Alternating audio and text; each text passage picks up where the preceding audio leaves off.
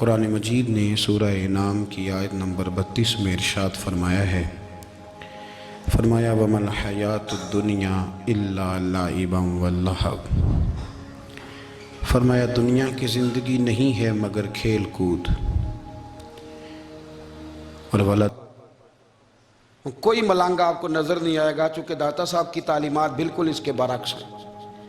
فوری طور پر وہاں عورتوں کا داخلہ بند ہوگا، چونکہ داتا صاحب کی تعلیمات اس کے بالکل برعکس ہیں۔ میلے ٹھیلے یہ ساری چیزیں وہاں بند ہوں گی۔ یہ کوئی کہیں نہیں داتا صاحب نے کہا کہ پنڈی سے پیدل آنا بڑے بڑے جھنڈے اٹھا کے اور میرے مزار پہ حاضری دینا، داتا صاحب اس کے مخالف ہیں۔ اس لیے کہ وہ کوئی ایسی چیز تو نہیں کہ وہ دفن ہے۔ داتا علی اجویری کی تعلیمات تو لکھی ہوئی ہیں، کتاب موجود ہے اور ہر چیز کا انہوں نے بیان کر دیا اس کے اندر۔ علم سے شروع ہوئے ہیں وہ، علم، عمل، فقر۔ داتا صاحب نے تو کھانے کے آداب بھی بیان کیے، داتا صاحب نے چلنے کے آداب لکھے ہیں کشف المعجوب کے اندر، داتا صاحب نے بولنے کا شریعت میں کیا طریقہ وہ بھی بیان فرمایا۔ داتا صاحب نے تو کوئی ایسی چیز نہیں ہے جو آپ کہیں کہ باہر سے لے کے جانی پڑے۔ مسئلہ تو یہ ہے کہ یہ جو کچھ ہو رہا ہے، ایک آدمی ان کی قبر سے پھول اٹھاتا ہے اور وہ کسی کے گلے میں ڈالتا ہے تو اس کا بھی اسے 400-500 روپیہ نظرانہ چاہیے۔ یہ کہاں لکھا ہے داتا صاحب نے؟ کس کتاب کا حصہ ہے؟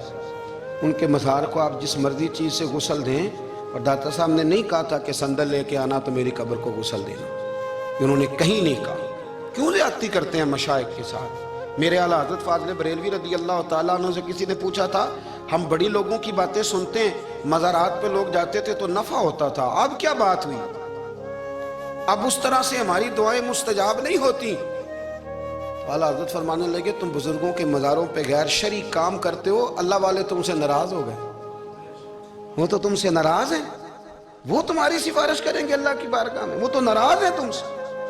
تم وہاں جا کے جو کچھ کرتے ہو وہ ان کو راضی کرنے والا ہے کہ ناراض کرنے والا ہے؟ تو داتا صاحب نے تعلیم، سب سے پہلے آپ نے اسبات علم کا باب باندھا ہے اور آیت یہ لکھی ہے پہلے، انما یخشی اللہ من عبادہ العلماء۔ آپ فرماتے ہیں علم ہوگا تو بندہ اللہ سے ڈرے گا، اور بڑی یہ سخت بات ہے پر داتا صاحب نے لکھی ہے، میری مجبوری ہے، تعلیمات داتا گنج بخش موضوع ہے، یہ بات کرنی پڑے گی۔ داتا صاحب کہتے ہیں جو بندہ بغیر علم کے فقیری کا دعویٰ کر جائے وہ اسی طرح ہے جس طرح کنویں کے گرد بیل پانی نکالنے کے لیے گھوم رہا ہوتا ہے، وہ چلتا تو رہتا ہے پر اس کی منزل کوئی بھی نہیں ہوتی، وہ گھومتا تو رہتا ہے پر اسے نتیجہ کوئی ملتا نہیں۔ فرماتے ہیں وہ اس بیل کی طرح ہے کہ گھومتا تو رہے گا پر کوئی منزل اسے میسر نہیں آئے گی۔ اگر کوئی منزل لینا چاہتا ہے تو پہلے اللہ کی کتاب پڑھے اور مدینے والے محبوب کی حدیث یاد کرے، پھر اسے منزل نصیب ہوگی، ورنہ اس کے لیے کوئی رستہ تعین ہو سکتا۔ اور داتا صاحب نے پھر حدیث لکھی نبی کریم علیہ السلام کی، فرماتے ہیں کچھ علم حاصل نہیں کرتے، کچھ علم لیتے ہیں پر اس سے نفع نہیں لیتے، پتہ ہوتا ہے پر عمل نہیں کرتے۔ آپ نے حدیث لکھی ہے، نبی کریم علیہ السلام نے فرمایا کہ داتا صاحب کہتے ہیں سنت شریعت پہ عمل کرنا چاہیے، اور میں کوئی ایسی چھپی چھپائی بات بھی نہیں کر رہا۔ کشف المعجوب دنیا کی ہر زبان میں اردو میں ملتی ہے، آپ لے کے دیکھ سکتے ہیں۔ داتا صاحب فرماتے ہیں اعزاز جو تمہیں ملے گا نا، اگر شان چاہتے ہو، وہ ہمارے نا بہت سارے ایسے لوگ ہیں جو کہتے ہیں کوئی ایسی چیز ہاتھ لگے۔ تھا تو بزرگوں نے نا ایک لکڑی کا پیالہ، ان کے پاس وہ غار میں بیٹھے تھے تو ایک چھوٹا سا پتھر تھا، اس کی ڈھلان بنی ہوئی، بابا جی نے اس کے نیچے لکڑی کا پیالہ رکھا، وہ رکھا ہی تھا تو وہ دودھ سے بھر گیا۔ کہتے ہیں انہوں نے مجھے دیا تو ٹھنڈا اور میٹھا دودھ، میری طبیعت خوش ہو گئی۔ بابا جی نے دوبارہ وہی پیالہ اسی جگہ رکھا تو شہد سے بھر گیا۔ ہزار شہد تو شہد کی مکھیاں دیتی ہیں، پتھروں سے تو نہیں نکلتا، یہ آپ کہاں سے نکال رہے ہیں؟ تو کہتے ہیں وہ قرآن مجید پڑھنے لگے۔ وَإِذِ اسْتَسْقَى مُوسَىٰ لِقَوْمِهِ، جب موسیٰ کی قوم نے ان سے پانی مانگا، فرمانے لگے موسیٰ کی نافرمان قوم پانی مانگے، حضرت موسیٰ پتھر پہ ڈنڈا مارے تو اللہ وہاں سے 12 چشمے جاری کر دے۔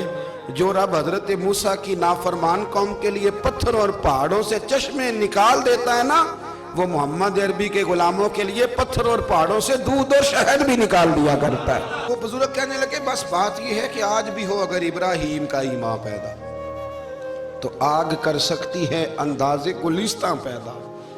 کہنے لگا حضور پھر میرے لیے بھی دعا کریں۔ آپ فرمانے لگے پھر دعا۔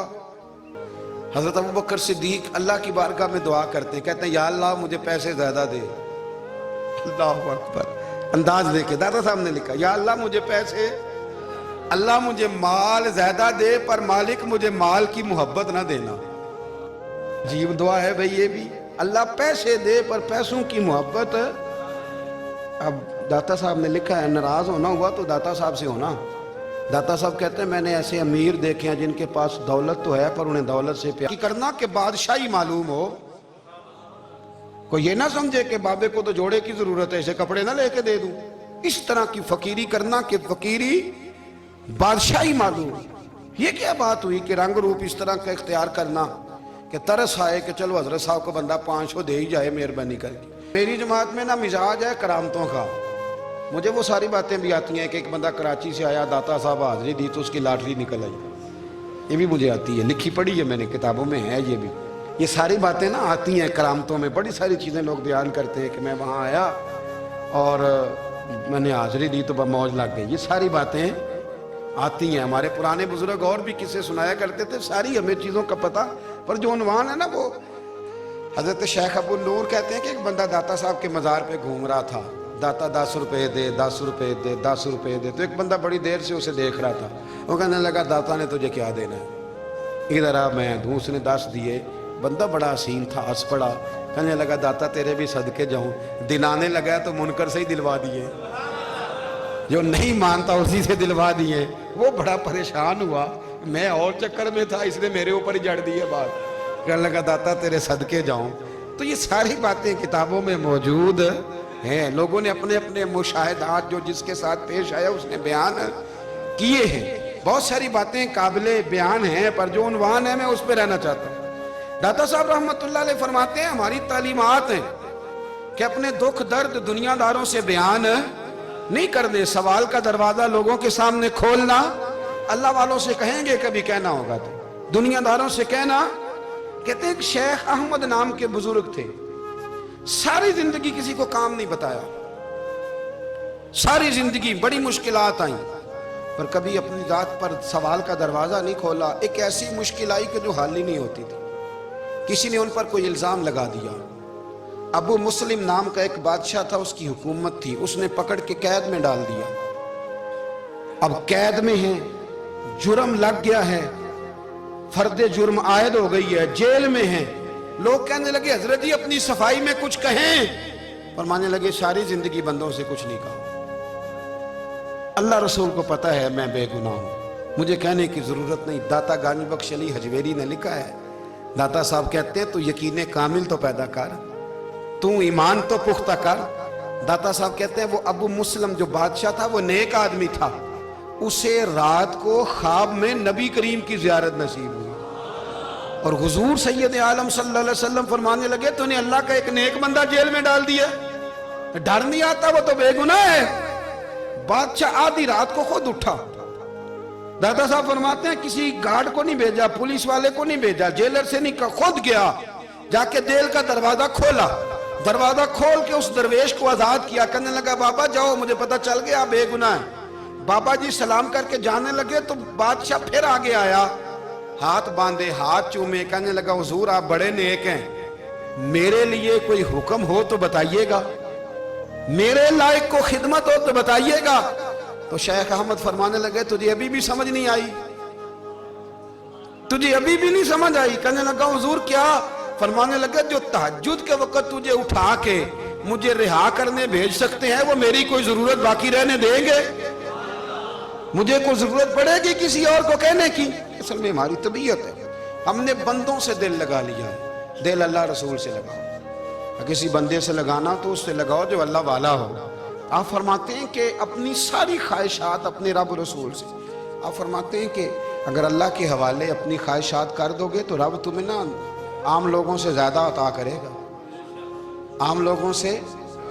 اور پھر داتا صاحب نے آگے جا کے ایک چھٹی بات لکھی ہے، داتا صاحب فرماتے ہیں اگر تو چاہتا ہے نا رب جلدی راضی ہو جائے پھر اللہ کی مخلوق سے محبت کرنی شروع کر دے۔ اگر تو چاہتا ہے کہ رب راضی نہیں صرف مانگتے نا کنارہ آ گیا، داتا صاحب بھی کنارے پہ اترے تو وہ نوجوان بھی پیچھے آ گئے، آ کے آپ کے پیروں میں بیٹھے معافی مانگنے لگے، کہنے لگے حضور معاف کر دیں. فرمایا ایک شرط ہے. وہ کون سی؟ فرمایا روز پڑھنے آیا کرو گے.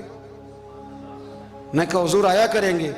شیخ آپ کے خلیفہ ہیں, وہ فرماتے ہیں کہ عجیب ہے, میں ان کے ڈوبنے کی دعا کرا رہا تھا اور منظر یہ بنا کہ انہوں نے توبہ کر لی, داتا صاحب سے پڑھنے لگے. کوئی شیخ جا, میں نے تیرا نام ولیوں کی صف سے کاٹ کے نافرمانوں کی صف میں لکھ دیا. وہ نبی اس امت کے علیہ السلام تشریف لائے اور آ کے اسے کہا کہ رب کریم نے تیرا نام کاٹ کے نا ولیوں کی لسٹ سے نافرمانوں کی لسٹ میں لکھا ہے. کہنے لگا حضور اللہ نے خود لکھا ہے؟ کہا ہاں. وہ سجدے میں گر گئے, یا اللہ تیرا شکر ہے, یا اللہ تیرا شکر ہے. وہ پیغمبر فرمانے لگے یہ کیا کر رہے ہو؟ عرض کی حضور آپ نے کہا ہے نا اللہ نے میرا نام لیا, میں کہاں اور میرا رب کہاں؟ اس نے میرا نام لیا ہے. حضور میں تو اپنے آپ کو کسی کھاتے میں نہیں سمجھتا تھا. اچھا اگر مالک نے اب مجھے نافرمان فرما دیا ہے اور میری غلطی سے فرمایا ہے, دوزخ میں تو میں جاؤں گا. حضور آپ اللہ کے نبی ہیں, آپ کے ذریعے کی التجا ہے مالک کے حضور, رب کریم سے عرض کیجئے گا کہ اب مجھے دوزخ میں تو پھینکنا ہی ہے, تو میرا وجود اتنا بڑا کر دے, اتنا بڑا کر دے کہ میں اکیلا جہنم میں آ جاؤں. میرا دل نہیں کرتا اللہ کا کوئی اور بندہ دوزخ میں جائے. میں چاہتا ہوں اتنے پیارے پیارے مخلوق پیدا کیے اس نے, کوئی جلے نہ, کوئی دوزخ میں جلے نہ. مجھے بڑا کر کے نہ اکیلا بھر دے میرے وجود کو, میں اکیلا جلوں گا. عرض کرے رب کی بارگاہ میں. وہ پیغمبر وہی کھڑے تھے, وہی آئی. اے میرے نبی سے کہہ دو تو میرے بندوں سے پیار کرتا ہے تو میں تجھ سے پیار نہ کروں. حکومت کرتا تھا نا, انگریز کی حکومت تھی ہندوستان میں, تو لارڈز آف برطانیہ کہا کرتا تھا کہ یہ عجیب, میں نے داتا صاحب کی قبر دیکھی ہے تو قبر پر لوگوں کے دلوں پہ حکومت کرتی ہے تو یہ قبر پر اس کا سکہ چلتا ہے. جو لوگ نہیں بھی نہ مانتے مزارات کی حاضری, ان کو بھی کبھی نہ کبھی آنا پڑ جاتا ہے. یہاں کی حاضری اتنی ضروری ہے کہ ان کو بھی کبھی نہ کبھی حاضری دینی پڑ جاتی ہے. داتا صاحب رحمۃ اللہ تعالیٰ علیہ نے خدمات کی, کوئی زمین نہیں داتا صاحب کی. کوئی شخص نہیں بتا سکتا کہ اتنے مربع تھے, کوئی نہیں بتا سکتا کہ داتا علی اجویری رحمۃ اللہ تعالیٰ علیہ اتنے بڑے مکان میں رہتے تھے. ایک مسجد بنائی. ایک دفعہ ایک صاحب مجھے کہنے لگے جی وہاں لوگ بڑا سجدے کرتے ہیں, شرک کرتے ہیں, فلاں کرتے ہیں. طالب علمی کا زمانہ تھا. میں انہیں اسے کہا چل یار چلتے ہیں, آجا حاضری دے, یہ پتہ تو کریں. اتفاق کی بات کہ ہم جمعے والے دن گئے, عصر کی نماز تھی. داتا صاحب کی مسجد میں نا پہلی صف سے لے کر تو باہر تک گیٹ تک رش ہوتا ہے جمعے والے دن. پھر نماز کے بعد جب ہم وہاں بیٹھے نا تو چاروں طرف پھٹیاں لگی ہوئی ہیں, لوگ قرآن پاک پڑھتے ہیں.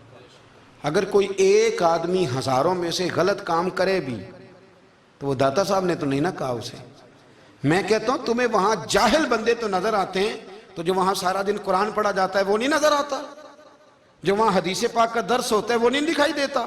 وہ جہاں ہزاروں مزدور جو لاہور کے کوئی کہیں مزدوری کرتا ہے, کہیں مزدوری کرتا ہے, روٹی اسے داتا صاحب کے آستانے سے مل جاتی اور وہاں بیٹھ کے لوگ اپنا گزارا کر لیتے ہیں. یہ تمہیں کیف نہیں نظر آتا, یہ رنگ نہیں تمہیں دکھائی دیتا؟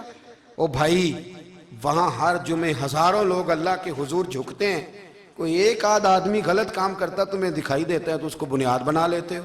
ہم جس دن گئے نا تو ہم بیٹھے رہے مغرب تک, پر ایک بندہ بھی سجدہ کرنے والا نہیں ملا. میں نے کہا تو کہتا تھا لوگ قبر کو سجدہ کرتے ہیں, یہ تو سارے اللہ کو کر رہے ہیں, یہ تو سارے قرآن شریف پڑھ رہے ہیں, تو دعاؤں میں لگے ہوئے. داتا صاحب کے مزار کے ساتھ جو مسجد ہے آج بھی اس میں ہزاروں لوگ اعتکاف کرتے ہیں, جگہ نہیں ملتی اعتکاف بیٹھنے. بھائی کیا بات کرتے, وہ تو دنیا سے چلے بھی گئے تو پھر بھی لوگوں کو اپنے مزار پر نمازیں ہی پڑھوا رہے ہیں, قرآن ہی پڑھوا رہے ہیں, جمعے ہی ہو رہے. داتا صاحب کے مزار پر مدرسہ قائم ہے, جامعہ اجویریہ, درس نظامی کی کلاسیں لگتی ہیں, کتابیں چھپتی ہیں, دین کا کام ہوتا ہے. وہاں ایک پورا انسٹیٹیوٹ قائم ہے.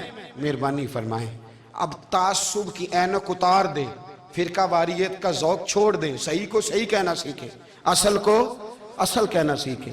اور اہل حق سے بھی میری گزارش ہے ان کی تعلیمات کو سمجھیں, میلوں ٹھولوں سے, غیر شرعی باتوں سے بچیں. اللہ ان کے درجات بلند کرے, ہمیں ان کی راہوں کا مسافر بنائے. آخر دعویٰ یعنی الحمد.